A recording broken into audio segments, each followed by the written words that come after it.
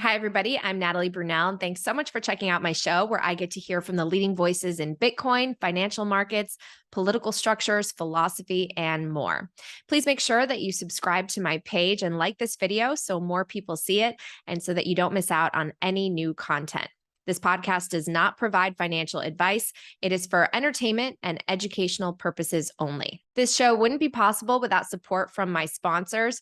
First and foremost, Swan Bitcoin. Swan is where I do all of my Bitcoin purchases, and I dollar cost average every single day with the lowest fees in the space. And I love Swan because it's a Bitcoin only company. Swan Studios produces my new show, Hard Money, covering the biggest news in Bitcoin and the global economy. It's like an orange pilled version of CNBC. So make sure to check that out on YouTube for all the biggest headlines because we are not afraid to question the mainstream narrative. And Swan is putting on the first and biggest West Coast Bitcoin only conference, Pacific Bitcoin.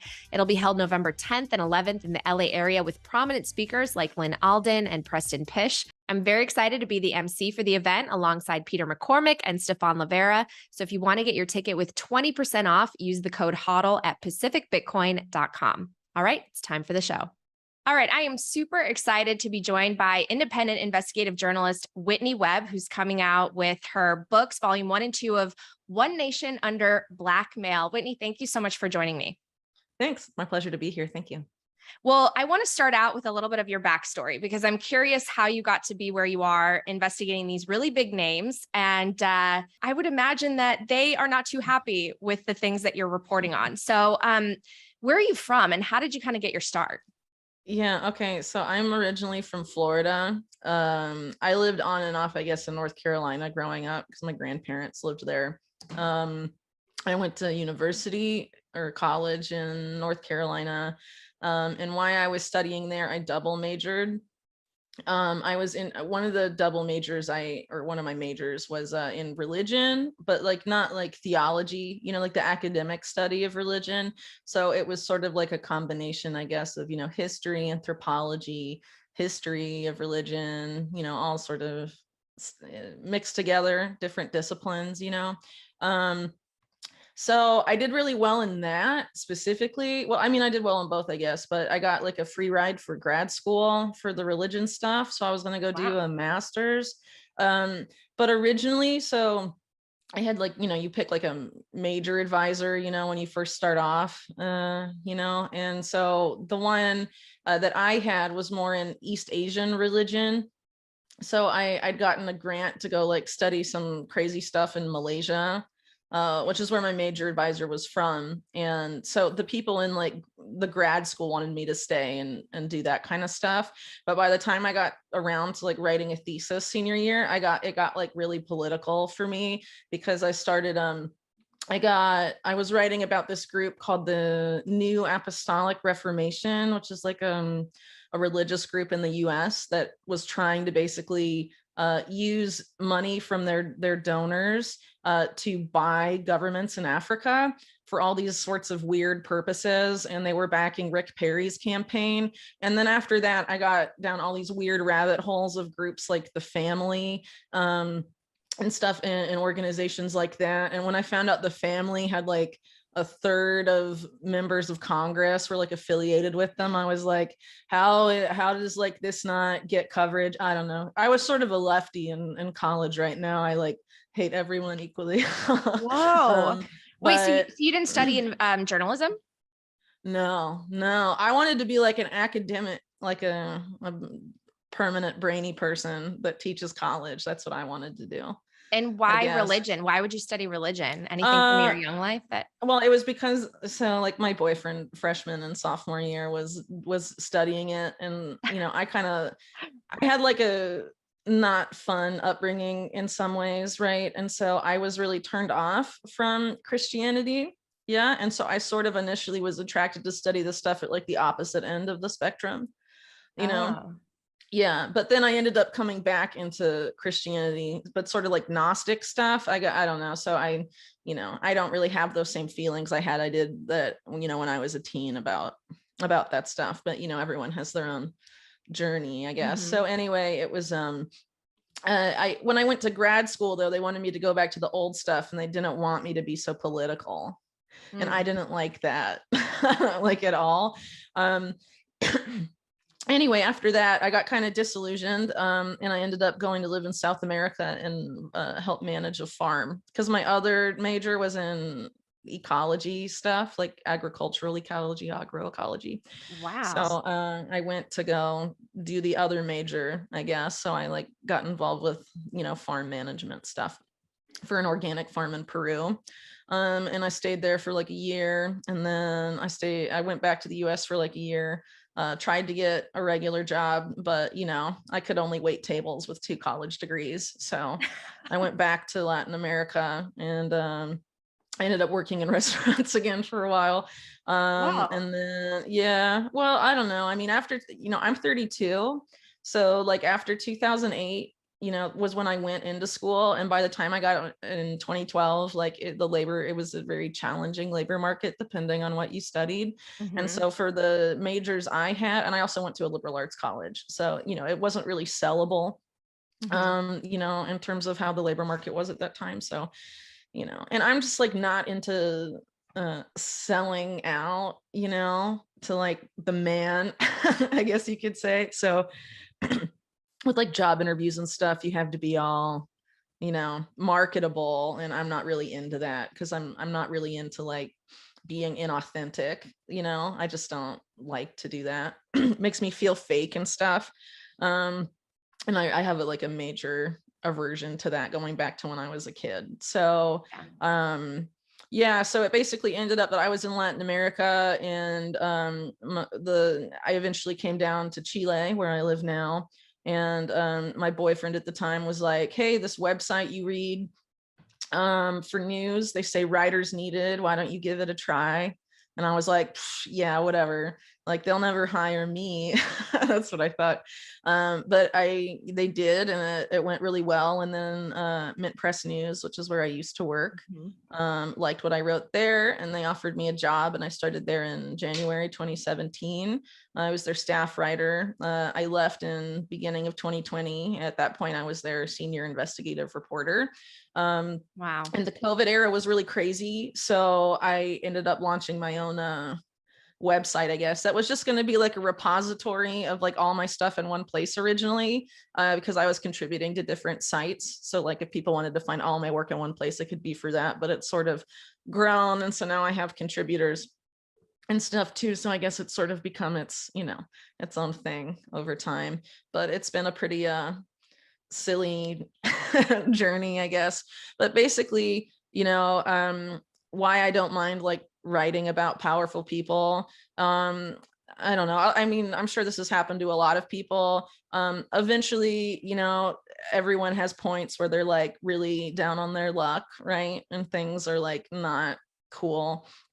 Um, and some of that can be blamed on the man. In my case, some of it was to be blamed on the man. And I sort of felt like when I started doing this, that, whatever I could do to like stick him in the eye, I don't really care.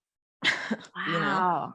That's like, incredible. No, I wanted to learn a little bit more because I definitely have never done anything to the scale that you have, but my background on more of like a local news level was investigative. And I remember even getting threats because of a story that I did about like a local mayor. And for me, I feel the same way. I kind of wanted to stick it to the man because my family lost everything in the great financial crisis. And I was like, what the hell happened? Like my family came here from another country. They're good people. They worked hard. They played by all the rules, and they get screwed. And all the Wall Street people yeah. and government people get bonuses, right? So I wanted to hold people accountable, but you're doing it on a whole nother level. So how did you start to investigate people like Epstein and the Clintons and Bill Gates? Like how and what's the process of doing that type of research? Okay, so the Epstein stuff sort of started as a side thing. I forget what I was writing about at the time. I was doing a series on something else. I think it was about some oligarchs in like Argentina, and how they're like making their own mini states in Patagonia that are unaccountable to any government. And a bunch of really shady stuff. So I think I was writing about that, if I recall. And then the Epstein arrest happened, and there was all this attention to it. And so MintPress News, which is what the outlet I was writing for at the time, is very focused on the Israel-Palestine situation. And so it was obviously of interest with Epstein because of the, allegations, especially when the allegations of intelligence emerged. And so I started fooling around a little bit, looking at stuff, and it got out of hand pretty quickly because I figured I could figure out the intelligence ties for Epstein. Like, people had a lot of problems figuring out what that meant and what his ties to intelligence were. And I think at the time, even in July 2019, a lot of it was really speculative.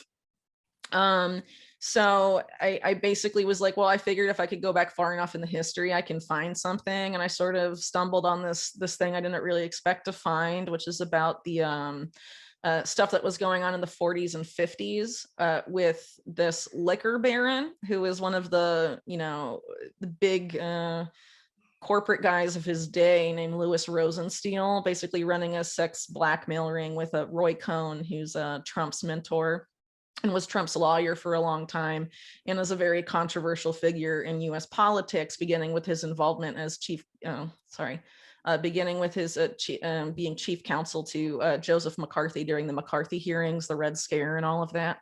And so while the Red Scare was going on, Roy Cohn was also involved in basically sex blackmail to advance the agenda, his agendas and the agendas of the people around him in the McCarthy era. And one of the people they blackmailed was the head of the FBI, J. Edgar Hoover. And, Rosenstiel and Cohn both had very strong ties to organized crime at this point in time.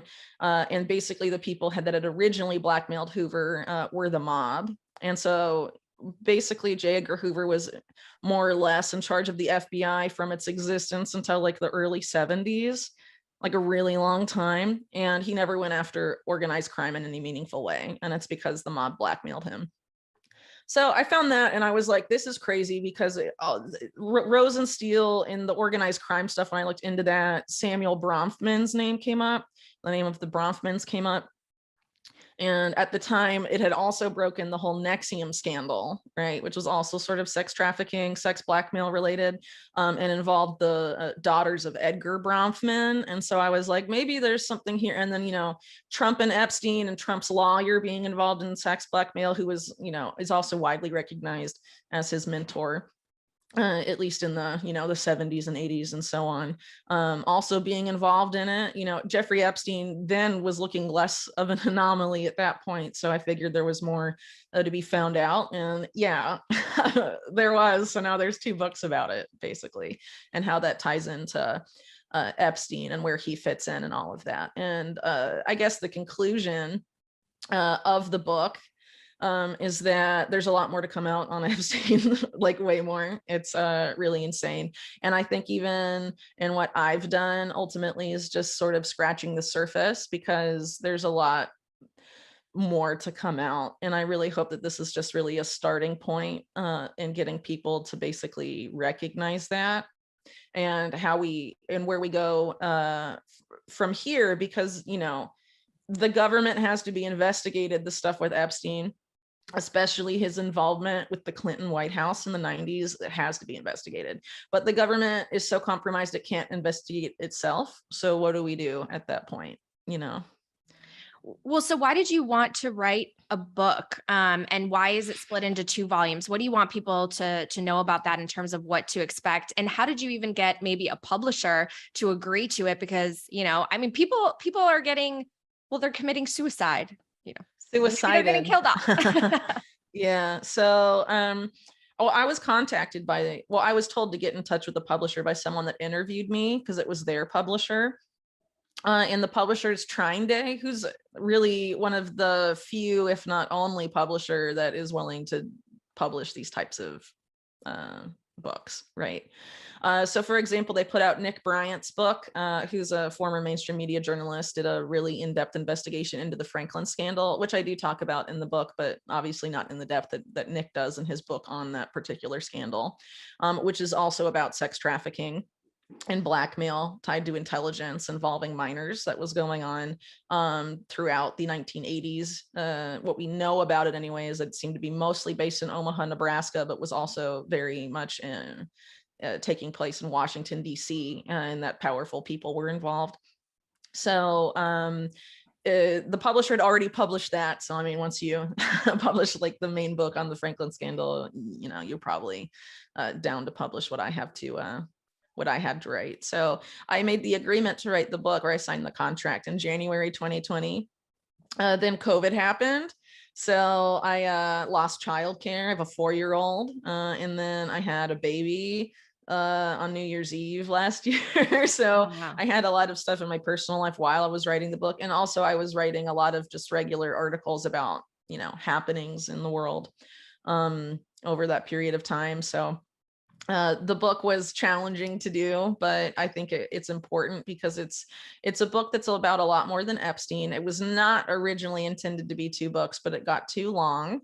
So that's what happened, but it was always going to be written in 2 parts. So basically I go back. What I'm trying to do here is show you who Epstein really was, the network that enabled and supported him, and how they not only existed well before Epstein came on the scene, but they continue to exist now that he's gone. And that these problems do not go away just because naughty Epstein is dead. You know, it's Bill Gates has tried to say that, you know, he was questioned on mainstream media about his Epstein relationship, and he's like, well, he's dead, so it doesn't matter. And no, Bill, it does matter. So what I'm trying to show in the book is where this group really began. I trace it back to when intelligence, U.S. intelligence and organized crime formally allied themselves in World War II, which was called Operation Underworld. It was the Office of Naval Intelligence with the involvement of the Office of Strategic Services, which is the precursor to the CIA.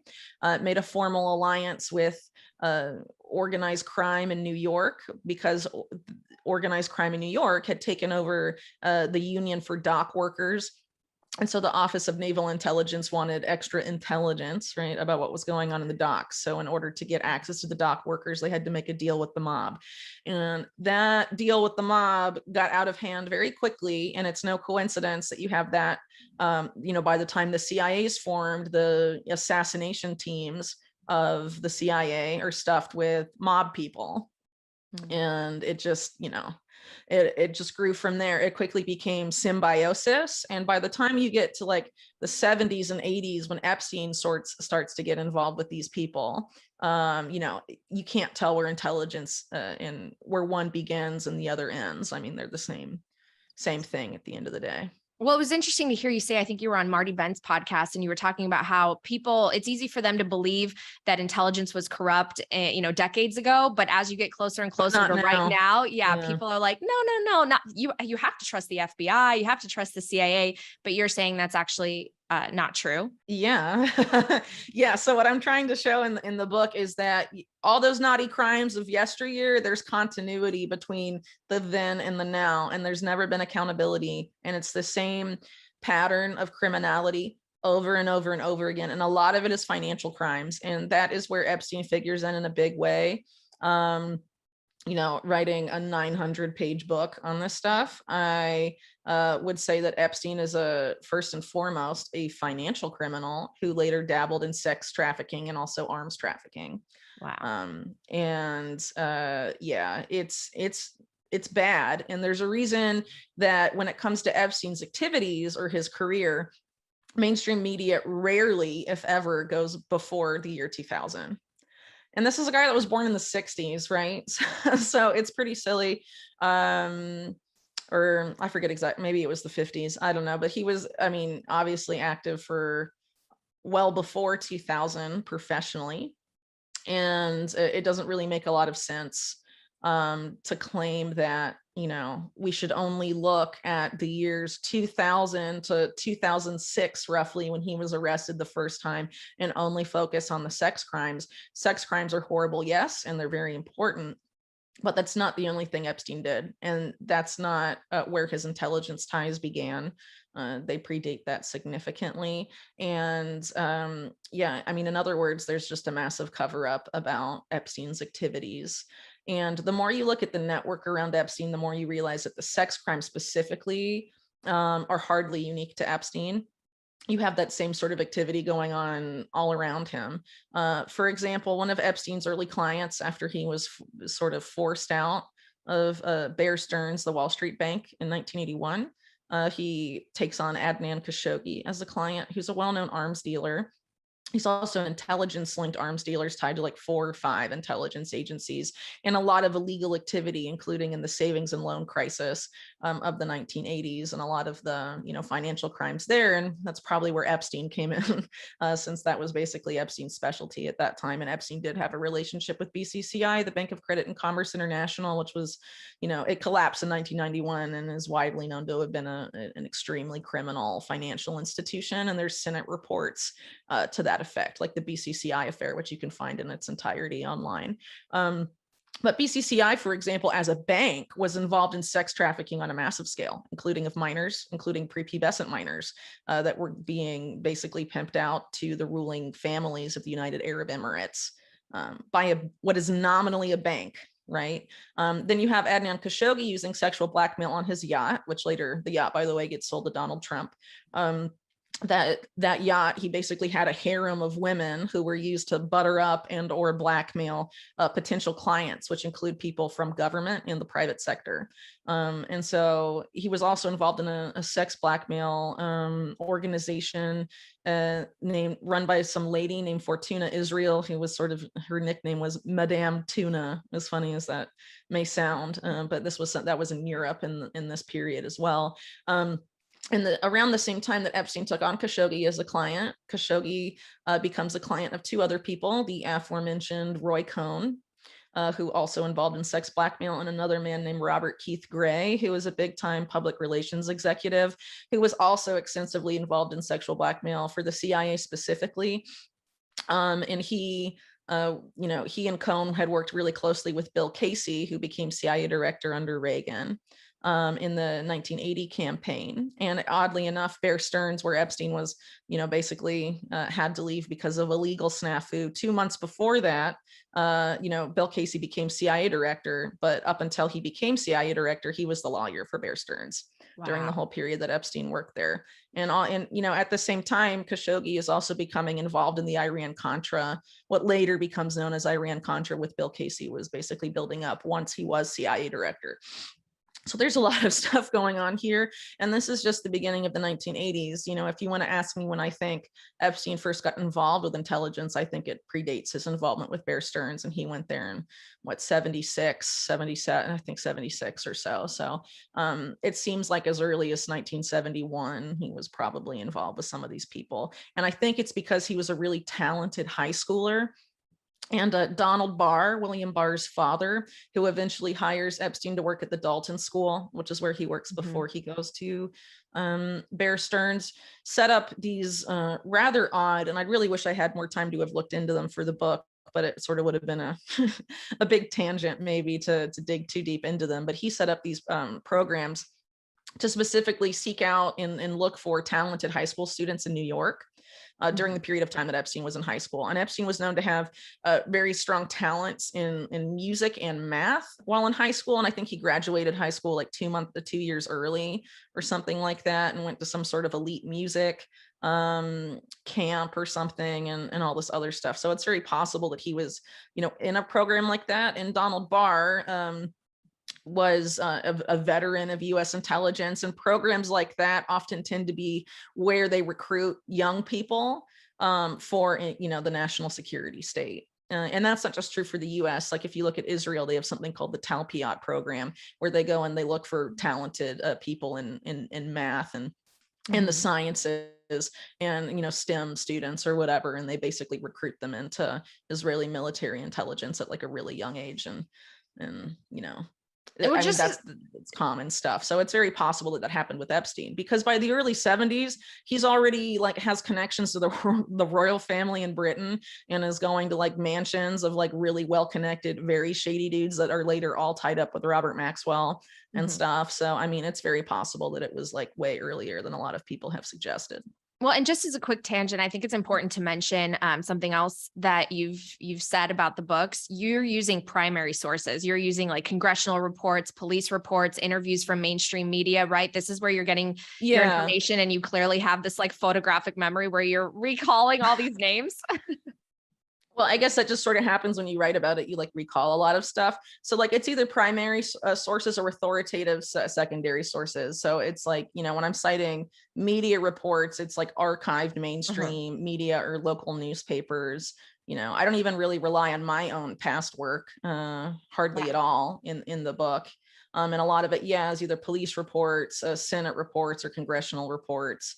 You know, different things like that. You know, I tried to make it as really authoritative as possible, because when you're talking about this stuff, I mean, obviously I'm going to get labeled a conspiracy theorist and stuff. So my goal was to make the most detailed, thorough, well-sourced case humanly possible. And it took a lot of work and sleepless nights, and it was difficult, okay, to put all this together.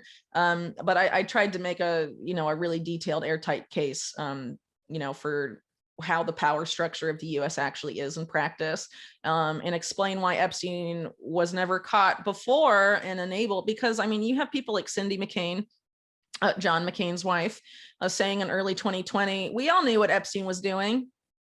And I mean, there's not even a direct like McCain Epstein connection. So like, obviously the McCains are just like powerful, Senate family, in former, Republican nominee for president. So, how did they know Epstein? And if they say everyone knew what he was doing, what does that mean? Right. Can you kind of share, So, because I feel like right now people in our country, especially after the pandemic, I don't know, everyone's nerve endings are so raw, and it's the red this, the blue this, it's you're on this team or that team. Everyone blames the other side. They look to the guy in the White House as either the hero or the villain. But like, what's the reality? okay, so I think Americans for a long time have been psychologically conditioned to look for a political savior to their problems. And then both parties are, controlled by the same people ultimately at the end of the day. At least the vast majority of the parties are. I mean, sometimes you have like people that sort of sneak in there who are sort of renegades occasionally, but there's not many of them. And I don't really know how much influence they really have besides, making useful clips on C-SPAN that are then put on social media where they say things that are true and accurate. I mean, how much can they really do if they're just one person, and, how many people are in the Congress and the Senate, so that's definitely a small minority. But in general, the RNC and the DNC are very controlled. And so you're basically having people looking, as long as we vote for this person, they'll fix the country and everything's fine. And how many decades now have people been saying that?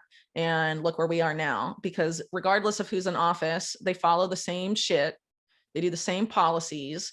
They start the same wars. Okay, Trump, to his credit, started less wars, but he also continued like drone bombings and stuff like that all over the world. I mean, it's not exactly like he was an anti-war president. Maybe he didn't start any new wars, but he continued wars like in Syria and stuff that his predecessor had started. So, I mean, and that's just one example with like foreign policy. There's a lot of other stuff that doesn't get fixed, doesn't get addressed. One of those are the intelligence agencies that are out of control. Another one of those would be bringing Wall Street to heel, or, bankers in general, whether in the private sector or central bankers. Nothing really happens to them when they do things that are inappropriate or not in the best interest of Americans. So, it's very complicated, the political situation, but part of it is, I think, because of this psychology where we feel like the only way we can have any voice or any agency in our own country is to vote for one of two parties. And what do we do when both of those parties are, essentially useless? So, and especially at this point, the last two presidential elections, I mean, think about it. 2016, the people on the DNC say Russian hackers, illegitimate election. 2020, you have people say Dominion voting systems, illegitimate election. So, okay, a bunch of Americans have no faith in the voting process, especially if their favorite candidate does not win. I mean, things are getting a little bit out of control. So, I mean, can we even trust the voting system anymore? And so, I don't know. I think, honestly, intelligence agencies basically control both parties, and that there is a major effort to basically engineer civil war, with one side being the baddies. And that was basically already announced by Biden last night with his super creepy red background. And his, it's just I didn't even think that was real until Yeah. it was confirmed. Everyone was Thought it posting was comparing it to photoshopped. V for Vendetta. Yeah. Well, It's so over the top. yeah. So who's in power then? Who's in power, and why would they want to spark civil war?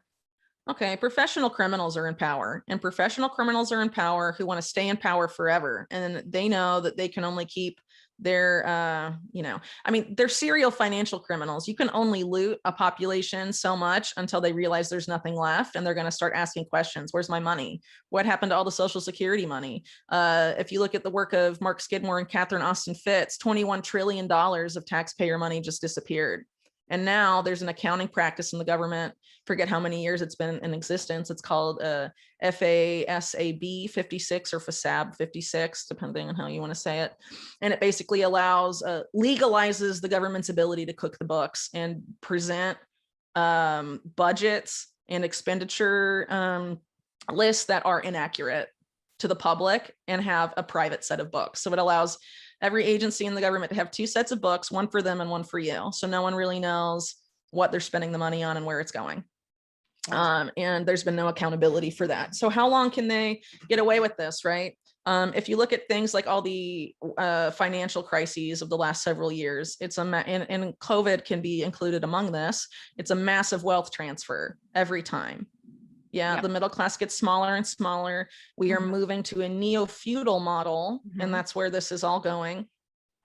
So eventually people are going to realize, I don't have money anymore. What's happened, right? And are going to ask questions and are going to ask for accountability, or at least a bigger piece of the pie. And these people don't want that, right? Well, but it's really sad because it's almost like a lot of people, at least it felt this way during the pandemic, are just willingly releasing all of their freedoms. And we're moving toward this idea of you will own nothing and you will be happy. And I know you've talked about it on other shows, this idea we won't own cars, we're slowly no longer owning homes. We're not owning property anymore because it's too expensive. We've created these bubbles in asset classes. I know Bitcoiners talk a lot about this idea of wealth, concentration. But they attribute it, a lot to Federal Reserve and central bank policy, monetary and fiscal policy. Yeah, but the central bank is also like, the Federal Reserve in New York, for example, how deeply tied is that to Wall Street? I mean, it's sometimes hard to separate, these more criminal banks from the central bank at the end of the day. And also who created the Fed, originally, right? The Warburg family. I talk about them in volume 1. So who are the financial criminals? Like, do you name them in your books and talk about this? I mean, obviously the book is full of names, and I don't claim to say these are the people. I'm saying these are people we can look at who have ties to intelligence, ties to organized crime, and engage in the same pattern of provable financial criminality or other forms of criminality over a period of decades. It's a very detailed book. I'm basically stacking detail on top of detail on top of detail to show how these people operate. And how they've never been held accountable, and how basically the people that were in those networks when their predecessors are too old to keep doing this, it goes to the next ones, the baton is passed, and it's the same grift over and over and over again. And it's all about money laundering, arms trafficking, drug trafficking, sex trafficking. I mean, these guys do all of that stuff. And more, because Epstein seems like a tiny little tentacle, whereas I mean, this is like a massive operation. So on the front cover, you do have Epstein, but really this is the people at the top are way, way, way bigger than him. I think you've said before, he's like middle management, right? So what are we not hearing about Ghislaine, and why was she spared? Okay, I think she was spared mainly because she's Robert Maxwell's daughter. You have to understand Robert Maxwell really well to really get Ghislaine. And the more you understand about the Robert Maxwell, like for me, it made me actually feel sorry for her, not for adult Ghislaine, because obviously, you're an adult, you should know better. This is criminal, but her upbringing is sad. And you can see with a man like her father, just so messed up. That there's no way she would have come out like normal and not like a crazy person like that. He basically, there's just, I don't even know how deep I want to get into it because some of it's like really gross. But basically she was like neglected as a child because the eldest son was in a coma like just a couple days after she was born, and she developed like childhood anorexia and just like had all this stuff about being neglected until she was like 4 or 5. And then Robert Maxwell decides she's like the favorite after the eldest son that was in the car accident was the favorite. And then he basically cultivates her as like his, I don't know, his underling, like the one that's the most like him, right? Mm-hmm. And it's this mix of like this narcissistic mix of like, you're my favorite, and then extreme abuse, physical abuse, and I think possibly even sexual abuse, to be honest, based on some of the overtones of this. And he ends up sort of using her sexuality as a tool for him, way before she officially links up with Epstein in 91, going back in the 80s and stuff. And I think that he just sort of, you know, she was used by her father, and then afterwards, you know, Epstein used those talents cultivated in her by her father for, you know, his own purposes. And for a lot of, you know, in a lot of ways, Epstein was sort of Robert Maxwell reincorporated in some senses, but I don't think he took over all aspects of Robert Maxwell's portfolio. I think some of that went to Ghislaine's twin sisters and her brothers, Ian and Kevin, because Robert Maxwell was involved in a lot of very bad things. And, you know, one of the FBI special agents for New York basically said that what Robert Maxwell did before he died was create a global coalition of very powerful criminals. And I mean, so it's is she revealing a lot of things? Is she revealing a lot of things to authorities, and that information's not getting out? No, I think what it is that she agreed to not say anything, and that's why she's still alive. Okay, Jeffrey Epstein suicided. Jean-Luc Brunel suicided. Those are the two that went to prison. Ghislaine is the only one that hasn't been suicided. She actually was moved to country club prison in Florida. Mm-hmm. Okay, I think that's a pretty good indicator of where that's going.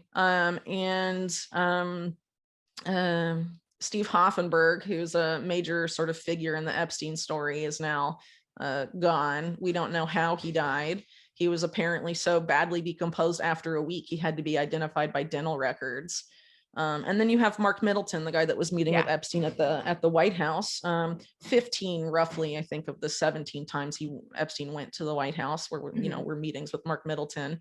And a couple months after those visitor logs were reported on, not by any US media outlet, but by a British tabloid, the Daily Mail is the only media outlet interested enough to ask for those visitor logs. That's just mental to me. A couple months after that they published those in December of last year, and Mark Middleton was found dead in May of this year. And he was found dead hanging from a tree. This was an extension cord, shotgun wound to the chest, suicide, typical Clinton fashion, Well, and even the guy that you talked about too with the plane, there was a plane crash, but the guy somehow had Ron Brown. Yeah. Mm-hmm. I mean, all of that, this is all in your book, but can you share a little bit of that story? Because that's crazy too.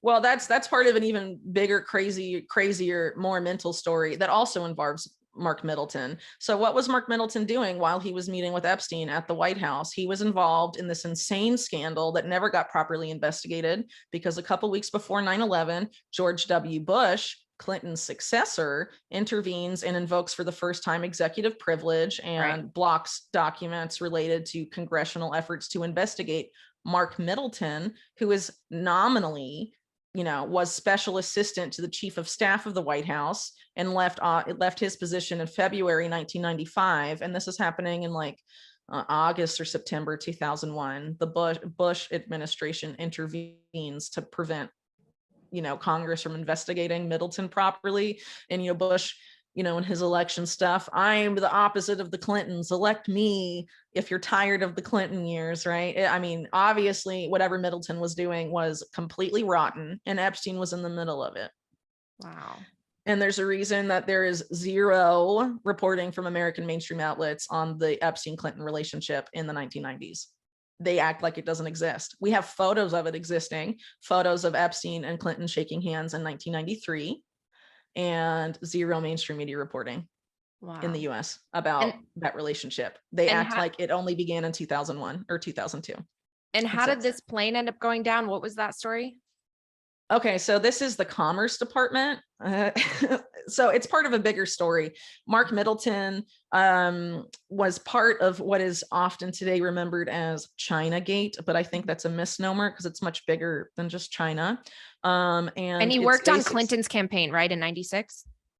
He was a commerce secretary. He was secretary of the Commerce Department. So when Clinton was running for office, he was like the first time for president, he was chairman of the DNC. Okay, got it. And then gets rewarded with an appointment in the administration. He's head of the Commerce Department. Got it. Like notoriously corrupt, by the way, very easily for sale. And that's part of what was going on with the Mark Middleton stuff and Chinagate, as it's often remembered, because they only investigated people linked to the government of China in some capacity. It's really more accurately should be called, I think, Riyadi Gate, for the Riyadi family, who were business partners of the Chinese government by this point, but were sort of oligarchs based in Indonesia, but with business interest in Arkansas, that helped Clinton become governor of Arkansas, along with Jackson Stevens. They were also business partners of Jackson Stevens, and then also helped him, his campaigns on, including into the presidency. And a lot of people in this mix are deeply involved with the Riyadis at that period of time, including one of the main, alleged co-conspirators of Chinagate, John Huang, for example. He worked for the Riyadis. Mark Middleton, as soon as he has to leave the White House in February 1995, goes to work for the Riyadis specifically, and doing a lot of really shady stuff in Asia for them. So a lot of these people involved in Chinagate that were under congressional scrutiny later, they were all targeting the Commerce Department. It was related to stuff like China's trading status and all sorts of other stuff. It's very complex. I did my best to sort of disentangle it as much as possible so it's like digestible in the book, because there's congressional reports about this, several. It's like 5,000, 6,000 pages, the amount of material on these guys. So it's a lot to go through and a lot of stuff to sort of wrap your head around. It's complex, and maybe that's part of why so many people don't know about it anyway. So at some point, some of the activities, this nexus, this Chinagate nexus, the Riyadi family, these people, part of it starts to come to light in 96 or so. And Ron Brown agrees to testify and cooperate in the investigation that would have unraveled the rest of it if it had actually gone forward. He's unexpectedly asked to do a trade mission to Croatia. The plane never lands in Croatia. Well, it does. It just crash lands and everyone on board dies. But Ron Brown's body is found with a bizarre hole in the head that was not caused by the plane crash. And it was very clearly a bullet wound. Lay out the details about it in the book. The plane crash was allegedly caused by an aging navigational system. But the head of navigation at the airport where they were going to land was found shot in the chest 2 days later, ruled a suicide. And a lot of oddities around that plane crash besides that, one of them being that most of the other people on board with Ron Brown were people that worked directly with the aforementioned John Huang character. Oh no. Oh, you like cut out. Wait, sorry. What were the last things you said? They worked directly. It was like cleaning house on a massive scale for this stuff. Am I still here? Yeah, you're there. Okay. So I wanted to ask, just because you were mentioning Bear Stearns earlier, and I don't know if you get into this in the book, but Great Financial Crisis, are there any ties, or can you shed any light that maybe people for 2008? Yeah. Oh, it's nuts. I didn't even get into it in the book because I didn't get that far in the timeline. I'll have to send you the article later. It's on Un's Review is where you can find it. There's a guy that basically shows that Epstein seems to have been the person who collapsed Bear Stearns personally. How? And that's mental. So if you read about the cases, his legal cases, before and after, Epstein was allegedly, it turns out it wasn't true, but it was alleged by some that he was involved in investigations into people that forget their names, but they were running one of the funds that was, held responsible for the collapse of Bear Stearns. And Epstein had allegedly approached them and asked for his money back, and didn't get it. And so his asking for his money back had sort of prompted that fund to collapse. But it turns out, if you read the work of Russ and Pam Martins at Wall Street on Parade, it seems like the place, the liquid funding, it was like a joint venture between Epstein and Bear Stearns, I believe. Again, this isn't in the book, so I didn't do the detailed writing of this out, so my memory on some of this stuff may be a little hazy. I wanted to include it, but 900 pages. I mean, come on, I can't really. Wow. It has to be a different book. So basically, according to the Russ and Pam Martins, it looks like that he got bailed out by the Fed. So he didn't really lose the money he supposedly lost. He got it back. And if you think about his intelligence history, his history of financial crimes, his role in the collapse of Bear Stearns needs to be investigated properly. Wow. But here's the problem. When people actually do try to officially investigate Epstein's finances, people end up dead. So the only innocent person to die in recent years as related to Epstein investigation stuff is the son of the judge that was going to oversee the Epstein Deutsche Bank case. Everyone else that has ended up dead has been, a co-conspirator or conspirator. Wow. In the case, but the only innocent person was the son of the judge who was, murdered. We're told it was this one guy. We don't really know because he was found dead too. So who really knows what happened there? But he had a background working for Kroll Associates, which comes up in the book a lot, and they're known as the CIA of Wall Street. We're going to take a quick break from the show to hear these messages from my sponsors. Do you have Bitcoin in your retirement account? With iTrustCapital, you can invest in Bitcoin and other digital assets with the tax-free benefits of an IRA. And unlike the stock market, you can buy and sell 24 hours a day. Instead of paying taxes on Bitcoin gains every year, you can defer taxes using the iTrust Crypto IRA, or with an iTrustCapital Roth IRA, you can withdraw tax-free at retirement.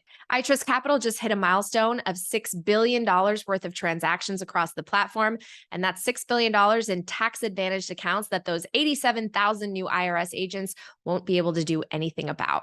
You can head to itrust.capital/Natalie Brunell and get a $100 bonus when you sign up.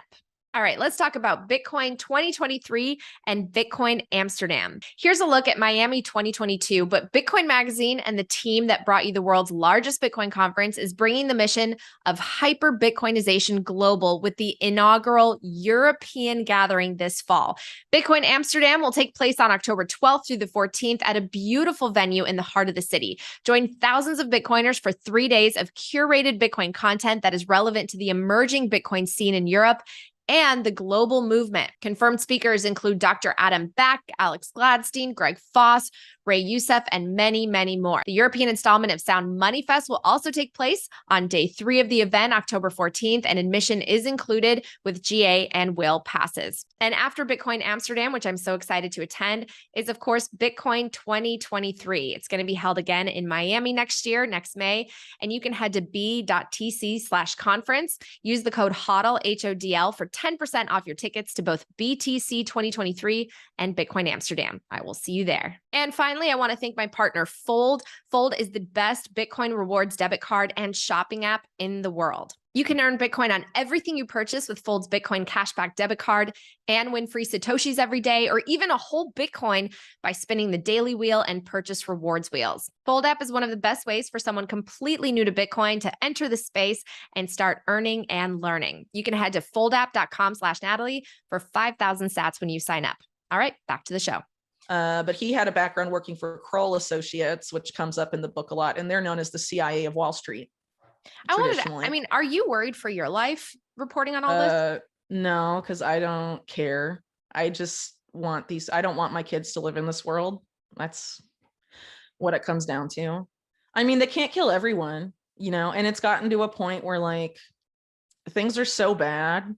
I mean, Are we just gonna be like, well, I don't want to get Clinton, so I'm just gonna shut up and, do nothing and let, our rights get steamrolled and Well, it's interesting because it's not like a few bad apples, right? It's like the whole barrel is rotten and needs to be torn down and rebuilt. Do you believe that that's possible? Yeah, but I think it's going to be, like I said earlier, Americans are psychologically conditioned for top-down control. They want a political savior at the top telling them what to do and fixing all of our problems.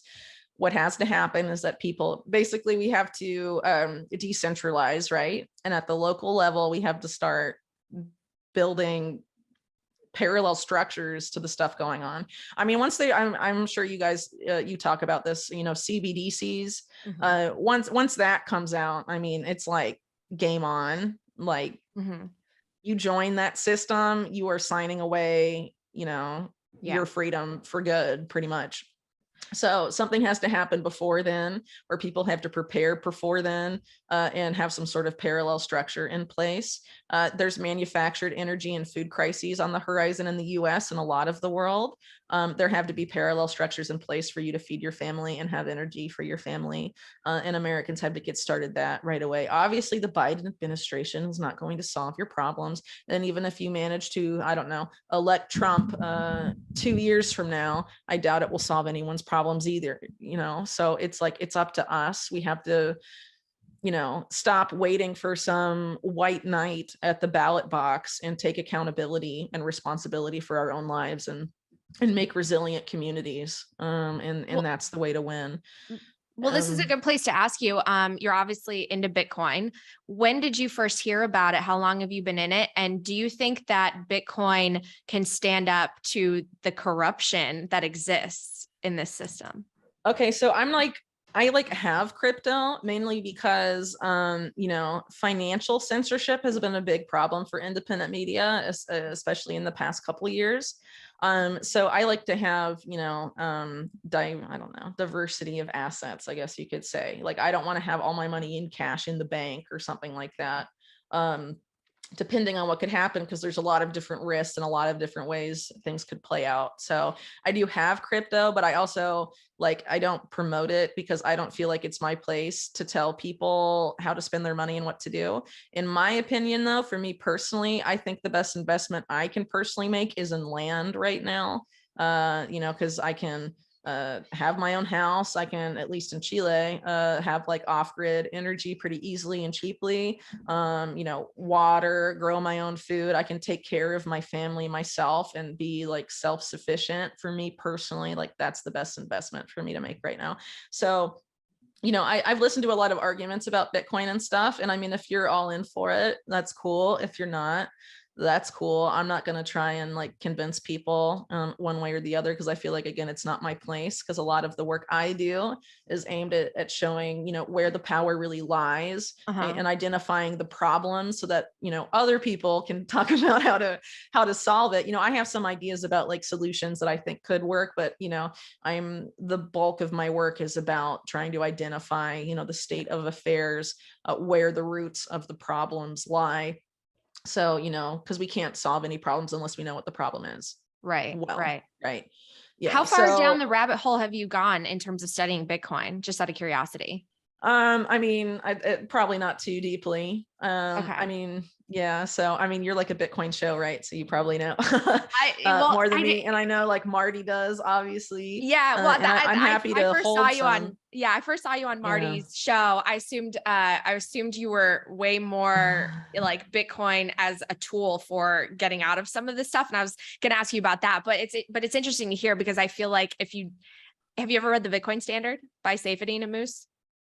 No, but okay. So to answer your question, what I like about the Bitcoin people is that they're thinking about ways to break out of the system. Yes. And regardless of whether you believe Bitcoin will do that or not, I like that there is a lot of energy and time being thought into thinking about how to get out of the current system. And there's a lot of people that aren't doing that. So I just tend to get along really well with Bitcoiners. But I don't know if I'd identify as one myself. Well, no, I was curious, because the whole idea behind it is to decouple money from the state. But, when you really think about that concept and the pushback that I think ultimately we will see, I was kind of curious if you think that there's even a chance for that, because Bitcoiners are very bullish. They think that it can't be stopped. But at the same time, I think it also presents the idea that there could be a potentially very violent clash someday. But well, yeah. So I guess I would say that the CBDC system is like hugely unattractive, and the only way they can get people to adopt it is by making it very difficult to use anything else other than a CBDC, whether that means illegalizing all other forms of money or something more extreme, or reducing the value of everything else to zero or near zero. I mean, they have been spending a lot of time thinking about how to do all of these things to get everyone hooked on CBDC. So like I said, I think you have to be a couple steps ahead of them. And ultimately, I think, land is a good way to do that. Do you go to the extent of kind of concealing your online identity, or your like, do you have VPNs so that people can't hack into where you're at or find out your location? Yeah, I mean, I have that stuff and I use it, but I mean, yeah, I don't have any illusions that I'm like actually private and they can't see what I'm doing. I mean, this stuff is like really extreme anyway, the type of technology that they have, especially Israel, the US too, though. And you're just you're not afraid. You're not even afraid for your family members. Okay. Well, I mean, obviously I have kids, and so, I want my kids to be fine. But as I see it, fear, it weakens you. And so, there's a reason why with the COVID stuff and everything else, it's been a lot of fear on the population. People who are afraid are easy to control. Yep. And to paraphrase Dune, one of the most famous science fiction books, I guess they're making it into a movie. It's whatever. But anyway, the book, right, is pretty old. And there's a line in there that says something like, fear is the mind killer. It's very true. I mean, if you're afraid all the time, they're going to take you for a ride. They're going to take you to town and you're not going to win. So the only way to beat these people is to literally have zero fear of them. Well, I know you've talked before, it seems like that type of environment, it thrives on crisis, right? Because that sparks a lot of fear, and then people give up control and freedom. So we're going from the COVID to, it seems like, a climate crisis, right? And a lot of Bitcoiners talk about this. We're hearing in the news more and more about the World Economic Forum.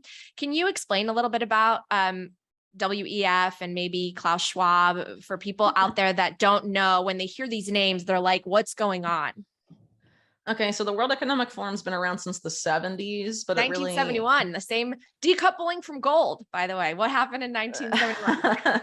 Yeah, I mean, a lot of stuff went on. So basically, Klaus Schwab is sort of like a pupil of Henry Kissinger, who, for people that don't know, Secretary of State under Nixon, you may know him best for, but he's really just a part of the internationalist camp, sort of a stooge, I guess you could say, for the Rockefeller family, who are tied to a lot of things, including, the Trilateral Commission, which basically pushes more or less for global government, and the Council on Foreign Relations, and a lot of other influential think tanks.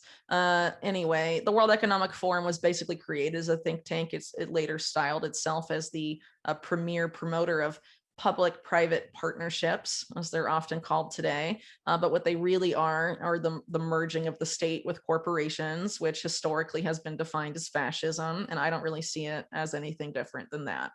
So over time, the WEF has basically promoted public-private partnerships everywhere. And essentially, as far as the power structure in which it is influential, I want to put them at the top, but in which, the network in which they reside.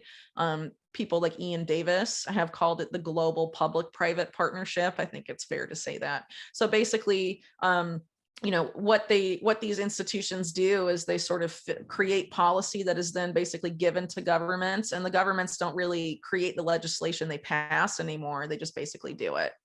There's people in the middle, I guess. So I don't know. If you look at something like the Bill and Melinda Gates Foundation, for example, they either create policies or they take them from places like the WEF or the CFR, or groups like that. And then they go to governments. A lot of times they give money to governments, or they give money to the UN or the WHO or something like that. And they're like, adopt these policies. So who is Klaus Schwab, and what is his vision for the world? And Okay, Klaus Schwab is the son. So if you go to my website, unlimitedhangout.com, we have about, I guess, 3 articles now on Schwab that are all written by Johnny Vedmore. So Johnny went really far back into the family history of Klaus Schwab. But what's important is his father, who was obviously a seminal figure in Klaus Schwab's life, who ran a Nazi model company in Germany that used slave labor during the war in Ravensburg, Germany, for a company called Escher Weiss that was involved in the Nazi atomic bomb program. Later, after the war, Schwab studies at Harvard, becomes a Kissinger pupil and all of this, and then he ends up being involved in the same company his father ran, helping it through a merger. It becomes, I think, Sulzer Escher Weiss, and at that time, while Klaus Schwab is on the board, they're basically trying to aid the apartheid era South African government obtain an atomic bomb also. Later on, Schwab, with the involvement of Kissinger and some other people, including the alleged inspiration for Dr. Strangelove, Herman Kahn, go on to create the World Economic Forum, which quickly gets involved with a group called the Club of Rome, which is very interested in it promoted heavily their initial paper, which I think was 71, 72, called The Limits to Growth, which is all about this idea of overpopulation, and sort of the basis for the modern environmental movement.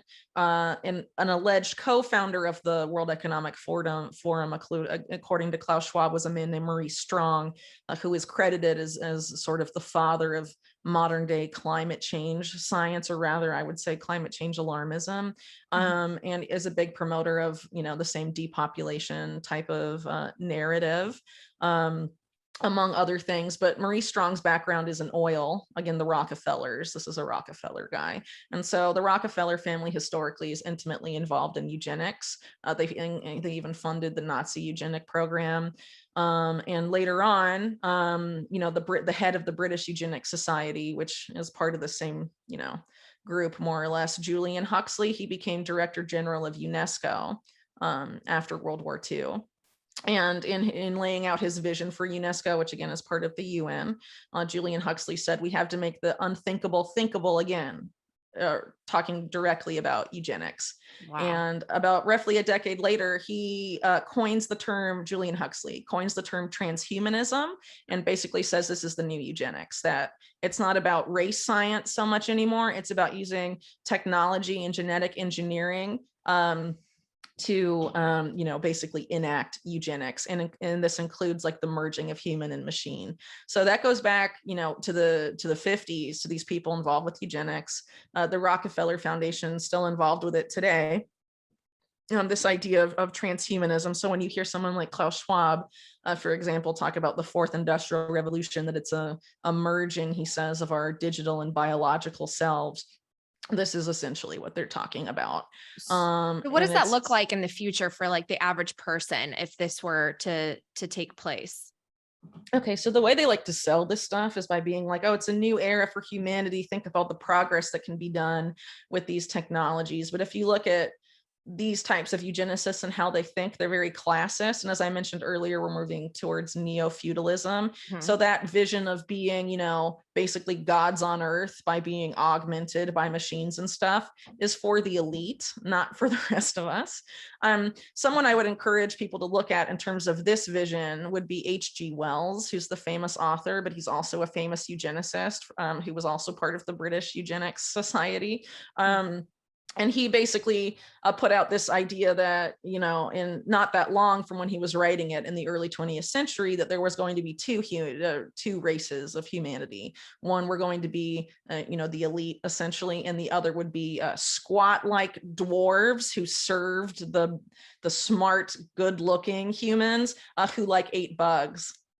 Sound familiar? Yeah. So, yeah. So this genetic engineering stuff and all of that, especially given, the neo-feudal outlook of all of this, it seems very likely that they're looking to use it that way, and to make a class of humans who are subservient and can never be able to challenge their servitude. Like they won't even be able to physically or mentally conceive of it. Right. That's ultimately where this is going. So it just kind of makes me think, have you seen Wall-E? Wall-E, years ago when it came out, I don't really remember it. There's like this big spaceship and all the people are plugged in and like they're super fat and they're like drinking. And they can't even walk anymore. Yeah, they can't walk anymore. And their existence is just like this virtual reality up in space. Yeah, I mean, that's the metaverse, but the metaverse is really creepy. First of all, it's like a CIA military project originally. And Facebook itself is actually an outgrowth of DARPA from the Pentagon anyway. And so there's a reason they're now like the metaverse company, because they're the ones that are, trying to carve out the biggest stake in it. Whether or not they do that, we will see. But there's basically people in mainstream media who have said the worse life gets for us here, the more you'll want to live in the metaverse, meaning like the more miserable we make your existence, the more likely that you will agree to be, basically plugged into the matrix. Well, and I think part of it is they're making it seem like the world around us is boiling and getting destroyed, right? Can you kind of maybe correct the narrative out there about what's happening really with the climate and energy? Because it sounds great, right? It sounds like the most well-intentioned idea that we want zero emissions, we want to protect our beautiful planet. Meanwhile, they're like cutting down trees, which are the only thing that can take in the carbon dioxide, right? And we don't have the energy infrastructure, and China is in control of all the manufacturing when it comes to solar and wind and batteries. So like, can you just kind of correct what's out there? Okay, so I mean, if you look at the organizations responsible for implementing the race to net zero and all of the stuff, you're going to find a bunch of bankers. It's bankers. It's Wall Street bankers. It's central bankers. The enemies of Bitcoiners basically are the people behind this. So I'll give you an example, because I'm hoping to do a lot of work in this space later on, and I've already done some of it. So last year I wrote about the Rockefeller Foundation, again, basically creating something called a new asset class that was accepted by the New York Stock Exchange. They're called natural asset corporations. Yeah. So basically you can, a coalition of stakeholders, that's World Economic Forum speak, can basically buy, natural resources and charge people to use them or decide how they're managed. And it's basically, the way they map it out on their website is it's basically opening a new financial class by financializing and securitizing the natural world. So, and it's not just natural capital, that's what I've written about before: human capital, social capital, your relationships, your livelihood, all of that is to be financialized and all of that. So the goal is profit. Obviously, the goal is for them to profit. They're taking nature, but for them to profit and consolidate wealth even further and further and justify it all as good for the planet. And the fact that people are going to trust the worst people in the world, the most predatory people in corporate America, like Bill Gates, and mental, and bankers, the worst, most criminal banks in the world. Like, I was reading one about the blue economy, because they're securitizing the world's oceans as we speak. And wow. Yeah, and Deutsche Bank is a big part of that. And they're like, we just decided we love the ocean, so trust us. It's just because we just randomly decided us, the most, one of the most criminal banks ever, that enable money launderers, and is like, we're about to collapse at any moment. We just love the ocean so much, we want to save it. So trust us. Wild. And we're making all these new financing facilities. And I was reading a thing by another group that is doing a debt for conservation schemes with governments in Latin America now. And basically they're the new IMF in terms of debt slavery. It's like, we're going to give you a blue bond, and we're going to give you a blue loan to restructure. That's what they're calling it. It's the same shit, but they're putting blue and green like in front of it. If it's the ocean, it's blue. And if it's, not, it's green, right? A green loan, so you can restructure your debt for conservation. But what a lot of it is preventing human subsistence activity on land or in the ocean. So like eliminating the ability of like small scale fisheries. or like subsistence fishery or small scale farming or stuff like that, like taking people off of the land in the name of protecting it. But these people don't care about protecting it because they want to mine literally they want to strip mine the whole fucking planet to make electric vehicles. And build the smart cities. Well, and so how would one of these natural asset companies work? Like, can you give an example of like with the ocean? Or I wrote Amazon about it in November, so I'm going to refer people to my article on it. So if you search for it on my website, unlimitedhangout.com, you'll get the article, because it was almost a year ago and I had a baby and wrote a book. So a lot has happened. So as far as I can remember, it's basically they identify an asset, they quantify per all these gobbledygook algorithms that they themselves have made, or related organizations like Coalition for Natural Capital have made up, and then they determine how that can be profitable, and it goes on the stock exchange and you can buy part of it. So they would take a portion of the ocean or like the Amazon rainforest. Well, so so it's more like rainforest for now. With the ocean, they're doing different stuff. And so one of these ocean things that I'm looking into now is called like the Ocean Risk and Resilience Alliance or something. It's funded by the UK government and the Canadian government. And it's like, we're going to save the world's oceans by making 50 unique financial products. And it's like, no, but I don't know. They call them nature-based solutions, or NBS. That's how they're selling a lot of this financial gobbledygook. And most of it are either like loans, bonds, or insurance packages. There's a lot of big, like massive insurance companies involved with a lot of this stuff. So basically in general, the scam is you're claiming to protect, natural capital. You're taking control or ownership of the natural world, and you end up actually being able to do whatever you want with that land or that natural capital, as long as you I don't know, like with carbon credits or something, you just pay a credit, or you make some sort of financial mechanism or financial gimmick to get around the fact that you're not actually protecting it, because you'll be offsetting through all this. It's a scam. It's a banker scam, and the bankers have been literally looting the world. They've been sucking us dry, and so now they're on to suck dry the natural world. So man, so how do we fix this? Gonna have to bring up my natural asset corporation thing. But if this is the direction it's going, how do we fix it? Like, how do we take it in the direction, especially with people kind of willingly buying into this stuff, especially if it has these great names, blue, green, save the planet, retarded. Do your part. I feel like that's the message over the last 2 years. Like we have to do our part, right? What's the solution? Okay, so I think with this climate change stuff, we have to talk to the left. Maybe the left doesn't want to talk to us. I used to be on the left for a long time. Now I'm sort of like an anarchist territory, because I hate everyone. That's how I feel at the end of the day. Like politicians and stuff, So but I think, the people that really buy into the climate change stuff, we have to be like, do you really think, do you think financial products will save this? Do you think this is something the big banks uniquely can save? Carbon markets? Because people that are like into environmentalism, they're into stuff like small scale organic agriculture, or the idea of putting a solar panel on your roof and all of this stuff. And none of the stuff they are offering here is like that. No talk about reforesting, no talk about having backyard vegetable gardens. Right. None of that is here. Okay. And the same people that are pitching this stuff to you are like the same people that have destroyed the environment. Because not even talking about climate change or whatever is there, right? There are environmental issues that are really bad. There's like lots of major contamination issues.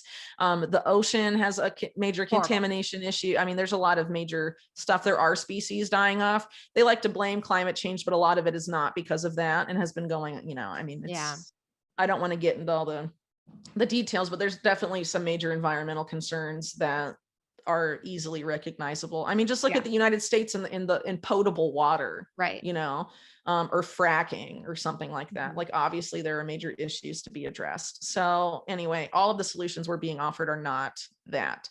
And if you're going to trust, supposedly people on the left hate billionaires. Why are they being like, yeah, Jeff Bezos and Bill Gates, right? Tell us how to solve all our problems. It makes no sense. So I think we have to pop people out of their bubbles Yeah. and inform environmentalists about, at least start with the natural asset corporations. No one on the left is going to Right. like that, because we really need everyone, because these people are going to destroy the planet and they're going to destroy the species with their transhumanist crap. So it has to be stopped. So anyway, I pulled up my natural asset article so I can remember this. So Yes. basically they have this section on their website, the people behind the Natural Asset Corporation, half of which is the Rockefeller Foundation. IEG is the name of the group behind it. So they have on their website the opportunity infographic about the natural asset corporations. And it shows that the traditional economy has goods and services at a value of 90 trillion, asset value of 512 trillion in Oh, the yeah. traditional existing economy. But nature's economy has an asset value of 4,000 trillion. 4,000 trillion. I was like, oh. Yeah, so they can just loot more than ever before. I mean, that's basically what it is to like open up a new casino and feeding frenzy, because, you know, the bubble, everything they've done, 2008, that was never, the structural problems there were never fixed. It's just kicking the can down the road. And Right. so they can pump more, into the system and have another crazy casino palooza of, they paper one bubble over with another one, and then they escape accountability, right? So like when you think about the future, you have young kids, right? You have a baby, you have a 4-year-old. Like, do you think about the future with hope, or do you feel like, oh, because the majority of people sort of conform and they're not well educated or well informed, it's going to go to hell in a handbasket? Okay, I guess it's kind of a complicated question for me to answer. So I guess with kids, I just do the best I can and try and provide the best I can, thinking in the long term, assuming that everything is going to collapse around us. One of the reasons I have kids is because, there are people out there trying to depopulate the freaking whole world. I don't want to let them win. They've made it really hard to have kids. I mean, one of the reasons I'm still in Chile is because it's way cheaper to have kids here than in the States. Just the cost of living in the US, they've made it like really hard to like successfully raise a family. Like you have to have a lot more capital than you need here to be able to do that. So, I don't think I'm necessarily pessimistic, because frankly, with the COVID stuff, I think they really overplayed their hand, and more people are sort of figuring it out in their own way. Like, so in Chile, right, the media empire is really controlled. Independent media doesn't like really exist like it does in the English speaking world. And people are just like sick of this stuff, and they're like, this is all crap. I mean, a lot of people, because of the history of Chile, tend to go along with what the government says, because of the whole Pinochet thing and stuff. So, they don't like to rock the boat, generally speaking. And I can understand why that is given the history, but I mean, they know it's like theater, but I think when it comes to a point where it's like, there's going to be like red lines in the sand that even people that aren't like well educated are going to be like, no. And I think it's going to play out a lot differently than these people think. I think these people, and talking about the elite, or the powers that be, whatever word you want to use for them, they're really cocky, they're really arrogant, and they view the rest of us as subhuman. So what I mentioned earlier about the eugenics stuff, they literally want to make us subhuman, but they see us that way already, right? So I don't agree with that. So I think people are going to surprise them. And people aren't going to want to go along with their plans, because it's anti-human, and it's also anti-life. So, a lot of the stuff they want to do to people, whether it's transhumanism or whatever, I mean, they want to do that to the natural world. This whole idea of like 5G and putting a sensor in everything, creating the internet of all things, and forcing everything into the cloud, like putting a chip in everything. But there's people that believe that. They're called dataists. Yuval Noah Harari, who's sort of become infamous recently. Yeah, he's sort of the prophet of this movement. Ray Kurzweil, I guess you could say, is another one. And they want to be gods on earth and all this stuff. And Yuval Noah Harari openly says, like, dataism will force heretics who don't want to be connected to be connected and stuff. Like basically saying like, we'll chip you against your will and stuff like this. I mean, it's very nefarious, but it's very like they can't get away with that. I mean, and also it's them assuming that their technology is as great as they think it is. Mm-hmm. And it's not. Because if it was, the singularity would have already happened. And I've argued in my work on like their artificial intelligence stuff, the singularity can't happen. And they're very desperate to try and find some way to make it happen. And a lot of their plans hinge on that, on the super intelligent AI that they basically, a lot of these people see as some sort of like God figure, isn't gonna, they can't make it work, because AI is basically trained on a bunch of data, and it's only as good as the data it's trained on. So when you yeah, say I mean, singularity, what are you referring to exactly? it's like super intelligent AI that surpasses Oh, human intelligence. And okay. yeah. Well, so do you think that there will be an uprising against this that would, will there be factions? I mean, I don't know if you're familiar with Balaji. He recently wrote a book called Network State, where he believes that after decades of globalization, we're going to see the opposite. It's going to be a movement towards decentralization. There's going to be some nations that are very, very controlled, China being one of them, under CBDCs and maybe more draconian measures, others where there is more of a free society. Like, where do you see the world playing? How do you see it playing out over the next couple of decades? Well, I think decentralization is really the only way out. I don't know if I necessarily Bitcoin. follow his model, because I have it actually open on my browser right now to read his book, to see what he's saying and whether I'm going to hate him or not. But no, I'm joking. But I'm interested in what he has to say, I guess. But I don't necessarily trust a lot of tech executives at the end of the Right. day. Right. Sorry. No worries. No worries. Oh, Well, yeah. I wanted to also ask you too, just about the news in general, because you're an independent investigative journalist. My background is news, and now I'm kind of venturing off on my own, which I'm really grateful that the internet has and Bitcoin have allowed me the chance to do that. And I'm kind of conflicted whenever I think about the mainstream news, because one of the reasons I wanted to leave and I became so passionate about Bitcoin is I did see our country going in this direction of just more and more polarization, more division. And I felt like not all the places that I worked, but some of them, they were just buying into this narrative and regurgitating whatever, federal agencies or certain people were saying, without presenting the counter argument or counterpoints, Yeah. and really, really being skeptical, holding their feet to the fire. And I just felt like we're supposed to be that fourth branch, right? That's supposed to really go after the powerful, and we shouldn't be their lapdogs, right? We should be the watchdogs, not the lapdogs. And I felt like that was happening less and less, but I didn't really understand how, because my colleagues, my peers that I would work with on a daily basis, the reporters, the producers, on an individual level, they had really good intentions. Maybe they weren't well educated in how the financial system worked or things like that, and I think that's a bigger problem with our education system.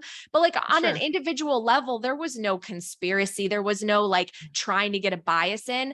It was more so when you zoom out at the big picture. So like, what's your take on how we got to this place where mainstream media is really distrusted, but also super biased? I'm unfortunately, like, I don't have that inside perspective like you do, or like someone maybe that was in other types of mainstream media. Like, I don't really know any of them personally, so I don't really have those insights. I do know though that like when you're talking about like the big like nationally watched stuff more so than local news, I think there is a lot more like control over what stories do and don't get published. And local news tends to be more local and focused, right? Yeah. But increasingly you have like the ownership of media becoming more consolidated all the time. It's mostly like 6 companies, I think, now own pretty much all of it. And it's probably going to be less and less every every year or so. So that's obviously a problem. Now you're having like online censorship and stuff where they're basically trying to eliminate people that do offer the other perspective, and only have authoritative sources be permitted on social media. And this is like something that goes back to the early days of the internet. I talk about 160 Minutes investigation in the 1990s that basically poo-pooed the idea that anyone that wasn't approved could publish information online back in like 1995. And it's the same narrative we're hearing now. So they've been saying this for a long time, but now they have a lot more tools to, I guess, stop us from And you've been deplatformed, right? Yeah, from Patreon. Well, for me, it's mostly been like financial censorship, like I mentioned earlier, like trying to keep me from getting money from supporters, because I don't have any like funders behind me. I'm like crowd funded exclusively. And this is what I wanted to talk to you. I wanted to make sure that to get this in before we wrap up, and I can talk to you for hours. A cyber attack. I know you've mentioned in other interviews and in your writings, there were preparations for like a supposed COVID pandemic and simulations, right? But then there was a cyber attack one, and whatever happened with that, like what's happening with preparations for a supposed cyber attack that could take down even, energy grids? Okay, so they've been talking about cyber attack on the energy grids and all this stuff in the media for a while, and cybersecurity companies, many of which are tied to intelligence, have been talking about that for a while too. But if you want to look at people like the World Economic Forum and their partners, they talk about cyber attacks too, but it's almost entirely focused on the financial system. And some of the biggest banks in the world are part of that. And it's basically, they have a plan. We don't know what it is. But they have a plan for what happens if there is a cyber attack on the financial system, and how all the big banks are going to respond with the government, because this is basically the biggest banks in the world. And it's the UK government, Israel's government, and the US government, including the FBI and Department of Justice, all part of this thing. It's called Partnership Against Cybercrime at the World Economic Forum. And I've written about it pretty extensively. If you go to my website and you look up like WEF, Partnership Against Cybercrime, you'll find my 2-part series on all this stuff. Because a lot of people have probably heard about Cyber Polygon, which is like the WEF's big simulation for a cyber attack, but that's like an annual exercise. So they've done several of those, but then again, it's mainly again with banks. So it's co-hosted by a subsidiary of Sberbank, which is one of Russia's biggest, I think actually Russia's biggest bank, partially state-owned, which is kind of ironic when you consider Russian hackers, and all the concern about that. And, the US government's participating in Cyber Polygon, for example. Like, why aren't they concerned about Russian hackers then? I mean, it's a joke. So anyway, it's mostly banks. It's banks, cybersecurity companies. Like, should people be worried about their accounts? So, I mean, think about it this way. And a lot of people in the finance world will pretty much know this. The economic collapse is basically an inevitability at this point, like a mathematical inevitability. The question is just like when it's going to collapse. And so obviously the people in power know that, and they want to manage that collapse to, herd people into CBDCs. At least we can see that whole picture now. Yeah. Maybe a couple of years ago that wasn't so obvious, but now it's pretty obvious. Right. So they want to manage the collapse in such a way where they can do that, right? So part of this is, how are they going to bring it all down, but absolve themselves of blame? They don't want to repeat 2008, where there was Occupy Wall Street and civil unrest against the banks. They want to have another boogeyman. What better boogeyman than faceless hackers? And you can, attribute anything to any hackers. So for example, you have like WikiLeaks before Julian Assange was, disappeared, basically. He comes out with, WikiLeaks publishes Vault 7, which shows that the CIA has the ability. And if the CIA has the ability, most intelligence agencies have the ability to put fingerprints, as it was called, software fingerprints, I guess, of any country's spy agencies in, what's left after a hack. Right. So they can basically false flag, I guess you could say, do any sort of cyber attack and blame whoever they want. And so that's probably, if I were criminal big banks working with the government and the Fed and the Treasury about how to manage this, that's what I would pick. Wow. Because I mean, if you're basically just creating money by like typing stuff in, I mean, you can just make it disappear and then make it reappear. But now we've made it reappear and it's CBDCs, but it wasn't our fault. Blame those guys, Yeah. So they have a game plan for this. We don't know it because it's part of this, they're like information, I forget the acronym, but all these different sectors in the US, they're called ISACs. That's it. Okay. So it's like an information sharing and analysis center by all the big players in a particular industry. So the financial industry, Wall Street has an ISAC. I forget exactly what it's called, but I talk about it. And they work with the WEF, and they have a plan that they've done at the ISAC, which is like a meeting of the biggest banks and financial products companies and asset company, whatever, in the world, or in the US, sorry. So they all have a private communication platform where they all get together and talk about stuff. And so they have a contingency plan about what to do in the event of a cyber attack that takes down the financial system. Okay. So they know what they're going to do. We just don't know. Yeah. Right. This is all like amazing. And it goes back to what we said earlier about how we idealize some of these politicians. Like we have the squad, but even on the other side, like people think that Trump's going to solve everything in 2024. And it's like, meanwhile, these people are insider trading and, you know, on a salary, a $200,000 Congress salary, they're actually multi-millionaires. It's like, what is wrong with the system? Yeah. So it's a mess. But anyway, the end game of the WEF partnership against cybercrime, it's not just this financial transition, it's more broadly focused on the end of online anonymity and privacy entirely. So you have the cyber attack, right? Probably going to usher in a CBDC thing, something like that. And this partnership against cybercrime is intimately involved in all of these preparations. But another thing that these people want is to have what was dreamt up under the Obama administration. It never was put into practice, but it was called a driver's license for the internet, is what they referred to it. And similar ideas have been piloted by the the UK and the EU. The idea that you have to, in order to access they started with to access social media. That's what they're doing in the EU and the UK. To access social media, you have to link your government ID or a government issued ID to your account.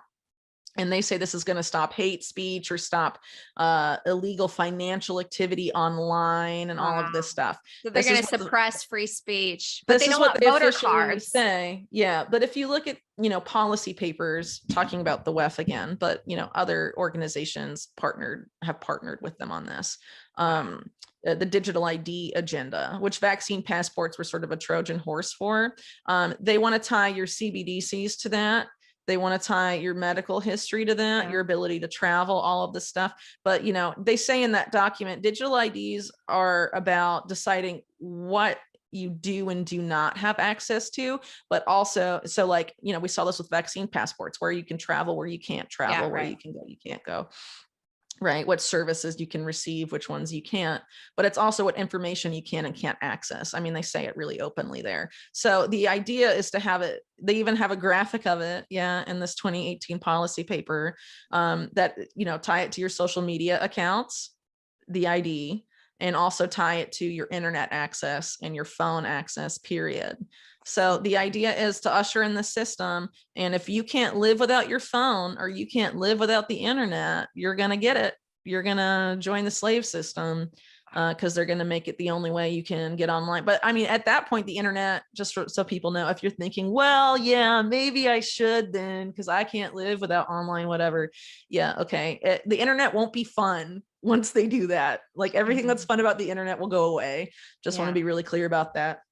But they claim this is the only way to move forward. Again, the partnership against cybercrime, which the FBI and DOJ are part of, I will have you know, basically say it's the only way to stop cybercrime is to make everyone to be completely trackable, everything they do and surveilled in real time online, and you know, end privacy and anonymity and surveil everyone. And the US government they've launched it already. It was going to be launched under Trump. It was like Ivanka and Kushner's project, that they were pitching to Trump, called HARPA, which is the health DARPA.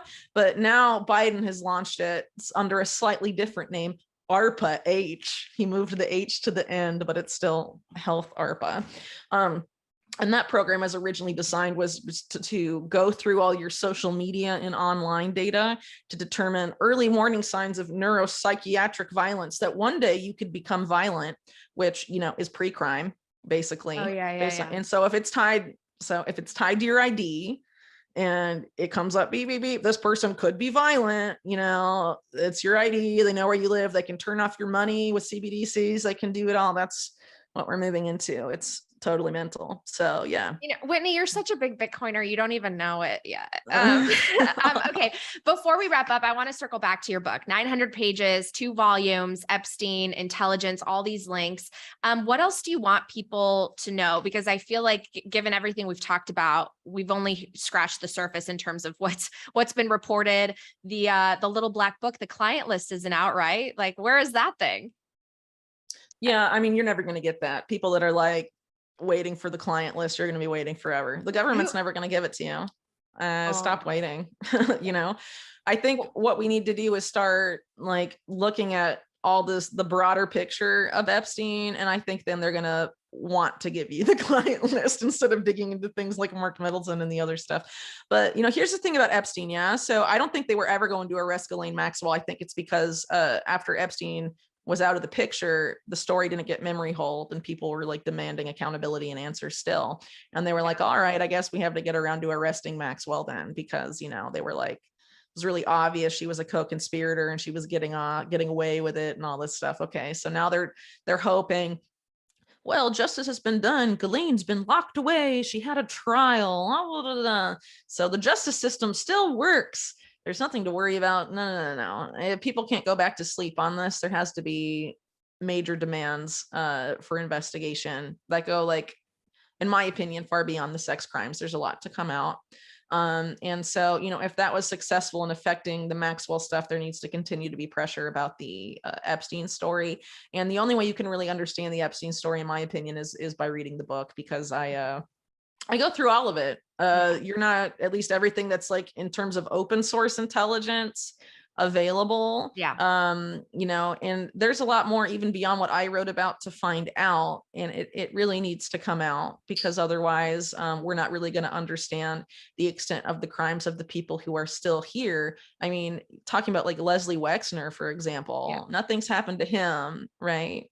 And as I point out in the book, he's like basically an organized crime kingpin, that guy. He needs How old is he now? Too old, not Kissinger old, but close. So who would you say besides Epstein are like the 3 biggest characters that you cover in your book? Is Leslie one of them? The Gates, Clinton? Okay. Like, who are like the so 3 biggest? Bill Gates is like in one chapter, really heavily focused on Microsoft and Epstein in general. Okay. That relationship goes back to the 90s. It is a total lie that it began in 2011. And the reason there's been a cover up, in my opinion, is not so much to protect Bill Gates. It's to protect Microsoft. Because there's major problems with Microsoft. Epstein was close to, and the Maxwells were close to many executives. I mean, Epstein was going on Microsoft Russia official trips in the 90s and stuff. And there's photographic evidence of all of that. So, and I mean, isn't Microsoft building our election machines, election technology? I don't know if they're involved with elections, but they're military contractors that, okay. I mean, anything that runs Windows runs Microsoft. Yeah. So if you have intelligence agent, and I mean, the Maxwell family has a history of bugging software with backdoors for the use of intelligence, foreign intelligence. That's what Robert Maxwell did in the 80s. It's called the Promise software. Mm-hmm. He basically put a backdoor for foreign intelligence agencies into our most secretive nuclear research labs. And he was enabled to do that by Henry Kissinger and John Tower, who was a senator. And there was no accountability. It's all documented, though. I mean, this is not like conspiracy. It's real. So the FBI still won't release all its documents on Robert Maxwell in Promise because of national security. But from what they have released, there was a foreign counterintelligence investigation into what he was doing. And they let him sell the software to that place anyway. Maxwell was an Israeli official, wasn't he? Oh, he was working for Israeli intelligence, but he was also had a relationship with the KGB, UK intelligence. I mean, he was very had his hands in a lot of pies, and one of his main business partners by the time he died was one of the biggest mob figures in Russia, Simeon Mogilevich. And he actually allowed him to get into the US financial system by getting him an Israeli passport. Wow. Oh yeah, because Ghislaine had all these passports, right? That the victim said. Yeah, so did Epstein. Yeah. So who's the top? Like, who's the most powerful man in the world, really? Okay, I don't really know who's the most powerful person on the top. And I don't claim to know that, but I think if you go through the book, I tried to basically do like what can be documented about these people and these crimes over time, and you notice the same names pop up over and over again. It's very disturbing, right? I don't even think people like Bill Gates and Jeff Bezos are at the top, but they probably know who is. But I mean, people have to start like looking at the world really seriously right now. And so basically what this book is like a well-documented search for the answers there and what can be documented about organized crime and intelligence. And I think it has a lot of, it should be of great interest to people, particularly interested in the financial aspect of what's going on today, because it documents a lot of the financial crimes and how we got here in a big way. And Epstein was a big part of that. So were things like BCCI, the savings and loan crisis of the 80s. And a lot of these economic crises have just been wealth transfer after wealth transfer. Who keeps getting the money? Who keeps getting richer and richer? I mean, that's who's at the top at the end of the day. Which person among them is the most powerful? I don't really know, but I don't say like they in the book a lot, in the interview I have, right? But in the book, it's all names. So if people want to take their conclusions from that, they can. And, the idea is read the research I've done, check the sourcing, please check it. It's very good. Everyone thinks it's great. Let's read it. So in terms of, like, make your own conclusions. You don't have to agree with me, but like look at it, engage with the material, and let's have a discussion about it. Don't just be like, conspiracy theory. Because the whole idea of the pejorative of conspiracy theorists is to keep you from engaging with the material. It's for you to dismiss it and be like, oh, I won't even entertain the thought of that because it's conspiracy theory. We have to start engaging with the material and having like real discussions about how we got here. And so basically the book goes from the 40s until the early 2000s. Basically more or less to when Epstein was arrested the first time. I do get a little bit into what he was doing after his first arrest, because he was making a big push into Silicon Valley stuff. So I get into some of that in there, but I don't, again, I didn't get to the 2008 financial crisis. I didn't get to why I think he was allowed to be taken down. I think a lot of that has to do with his relationship with Mohammed bin Salman in Saudi Arabia, personally, but I didn't. Didn't have time in 900 pages. Too long. It got too long. So I didn't want to write 3 books and like die because it was hard enough to do 2 with a baby and a 4-year-old. Well, so, look, I'm so excited to read this. I know a lot of people are. So where can people get your book as well as support you? Okay, so you can support me by going to my website, unlimitedhangout.com, to find about all the updates about my work, all the interviews I do, all the articles I put out, literally everything. Sign up for my newsletter, unlimitedhangout.com/newsletter, because social media is awful. It's getting worse every day. But if you do insist on using it, I do have a Telegram under Unlimited Hangout, and then I have an account on Twitter for now. We'll see how long that lasts. But also on unlimitedhangout.com, you can go under support or donate. I do have options to donate in crypto, including Bitcoin. Well, actually, I think it's just Bitcoin. I don't take other cryptos, I don't think. Just yeah. And but other ways too. I mean, really, whatever floats your boat. I have a podcast that you can support as well if you'd like. So as far as the book goes, there is information about the book on my website, but the best way to buy it if you're in the continental US, if you want a physical copy, is direct from the publisher, which is Trine Day, TRINEday.com. You go to upcoming releases. I think you might have to go to the second page if it's not on the first page, but there's a bundle for both books. And so that's definitely much cheaper than buying them both separately, though there is going to be an audiobook and ebook available, but it'll be available after the physical copies. Like for people who already pre-order, you get both books before the end of the month. So everyone else that, like, if you only ordered book 2, you have to wait till like October.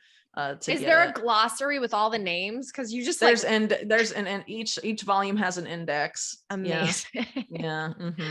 Awesome. Well, thank you so much, Whitney. Anything you want to leave people with?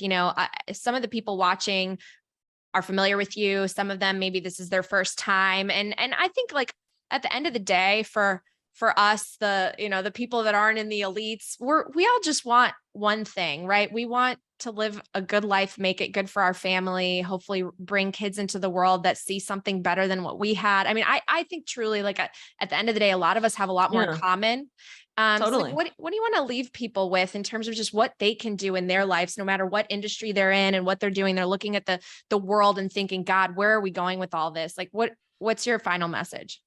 So I think the way they want people to feel is feel overwhelmed, like they're too small and they can't do anything about it, and for them to be afraid all the time.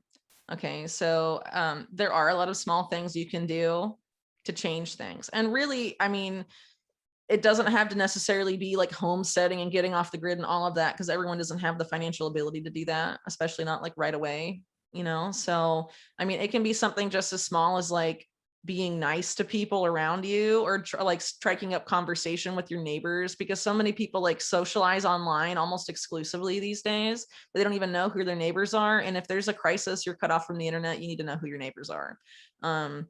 And have some sort of like, camaraderie. I can't even talk anymore. My throat's so messed up.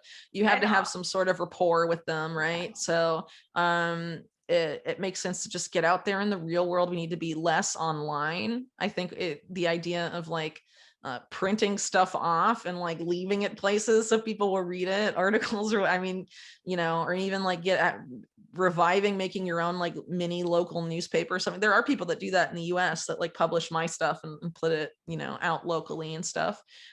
It's really all about getting local. And, like you said, most Americans especially have a lot in common at the end of the day. And everything is being thrown at us, especially right now, to divide us more than ever. And they want that because there's this whole war on domestic terror infrastructure that's been being built up really since the 1980s. But Biden's been a part of it for a long time, especially in the 1990s. The bills he introduced after the OKC bombing are just like mental and are all about domestic terror. And here he is now president launching the war on domestic terror. All the MAGA people are a threat to our democracy, which is like half the country. I mean, it's totally insane. But the whole idea is to have Americans angry and hating each other, because divide and conquer, that's how it works. Okay. So, it's all about doing everything you can to have that not happen. Okay. So you're going to have someone angry at you for political views. Do your best to diffuse it. It's like Jesus time, turn the other cheek, be super nice to everyone. I mean, that's I think a big way to undo a lot of this stuff, be the bigger guy at the end of the day, I love that. and that's like small stuff, that's just like a behavioral whatever. I mean, it doesn't cost anything to do that. Yeah. And it's fighting the system these days. And question it. Too many people don't question it. They just listen to the news. It's like, this is fact. Question it. Yeah. All right. Well, thank you so much, Whitney. I know you probably need some water, all of that. Thank you so much for taking the time. I'd love to do this again. If you, I want to read the book and then I want to do it again too, because then I'll have all that knowledge. Yeah, sure. But thank you for taking the time. I really appreciate it. And we will be supporting you and awaiting your book. All right. Thanks so much. Thank you so much for checking out this episode. I would love to hear from you. If you have any guest suggestions or feedback, make sure again that you're subscribed to this page and like the video so other people see it and you don't miss out on any new content. Until next time.